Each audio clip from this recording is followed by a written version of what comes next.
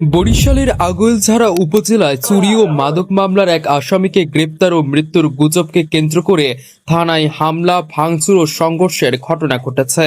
এতে পুলিশের 6 সদস্য সহ উভয় পক্ষের অন্তত 12 জন আহত হয়েছেন। ঘটনার পর পরিস্থিতি নিয়ন্ত্রণে রাখতে অতিরিক্ত পুলিশ মোতায়েন করা হয়েছে। পুলিশ ও স্থানীয় সূত্রে জানা গেছে, নিয়মিত অভিযানের অংশ হিসেবে বুধবার সন্ধ্যায় একাধিক মামলার আসামি রিয়াজ ফকিরকে একটি চুরির মামলায় গ্রেপ্তার করা হয়। তাকে থানায় হেফাজতে রাখা হলে তিনি নিজের মাথায় নিজেই আঘাত করে অসুস্থ হয়ে পড়েন বলে পুলিশের দাবি। পরে রাত 11টার দিকে তাকে আগৈলঝাড়া উপজেলা স্বাস্থ্য কমপ্লেক্সে নেওয়া হয়। অবস্থার অবনতি হলে গভীর রাতে বরিশাল শেরে বাংলা মেডিকেল কলেজ হাসপাতালে স্থানান্তর করা হয়। বৃহস্পতিবার দুপুরে রিয়াজ ফকিরের মৃত্যুর গুজব এলাকায় ছড়িয়ে পড়লে তার স্বজন ও এলাকাবাসীর মধ্যে উত্তেজনা সৃষ্টি হয়।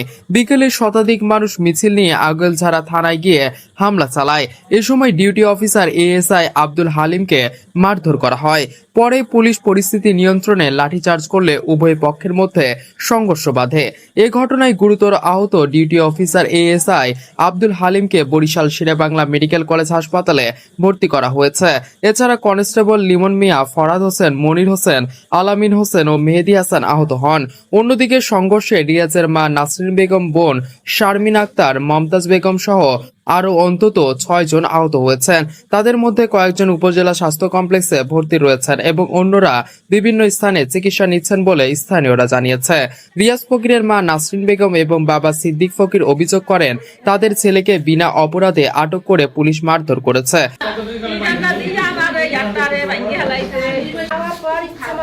বৃহস্পতিবার সন্ধ্যা পর্যন্ত রিয়াজ শেরে বাংলা মেডিকেল কলেজ হাসপাতালে চিকিৎসাধীন ছিলেন বলে তারা জানান। তবে আগৈলঝাড়া থানার ভারপ্রাপ্ত কর্মকর্তা মোহাম্মদ মাসুদ খান সাংবাদিকদের বলেন, চুরির মামলায় রিয়াজ ফকিরকে গ্রেপ্তার করা হয়।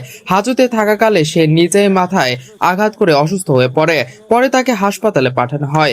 এই ঘটনাকে কেন্দ্র করে পরিকল্পিতভাবে শতাধিক ব্যক্তি থানায় হামলা চালিয়ে পুলিশ সদস্যদের আহত করেছে।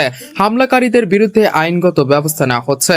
ঘটনার পর থানা এলাকায় নিরাপত্তা জোরদার করা হয়েছে এবং হামলার ঘটনায় মামলা দায়েরের প্রস্তুতি চলছে। মাদক সেবী প্লাস বিভিন্ন সময় এলাকায় চুরি করে ওই চোরে আমাদের একটা নিয়মিত মামলার সন্দিগ্ধ হিসেবে নিয়ে আসে। পরে সে যেহেতু মাদক সেবী, তারা একটা মডাস অপারেন্ডি আছে, ওরা আসলেই সবসময় দেখা যায় যে ইয়ের মধ্যে মাথা বাইরে। এরকম এও সেরকম মাথা ইয়ের মধ্যে আমাদের যে থানার লোহারি এখানে বাড়ি দিছে, বাড়ি দিয়ে নিজে অজ্ঞান হয়ে গেছে। অজ্ঞান হয়ে যাওয়ার পর আমরা তাদের আমাদের স্থানীয় লোকাল হাসপাতালে নিয়ে আসছি। এখানে ট্রিটমেন্টের পরে আজকে তো রাতে 1টার দিকে বরিশাল রেফার করছে, বরিশালও চিকিৎসাধীন আছে। ইন দ্য মিন টাইম ওনারা কোনো তথ্য পাইছে যে সে মারা গেছে, এরকম তথ্যের ভিত্তিতে পুরা 150 লোকজন আইসা থানা আক্রমণ করছে।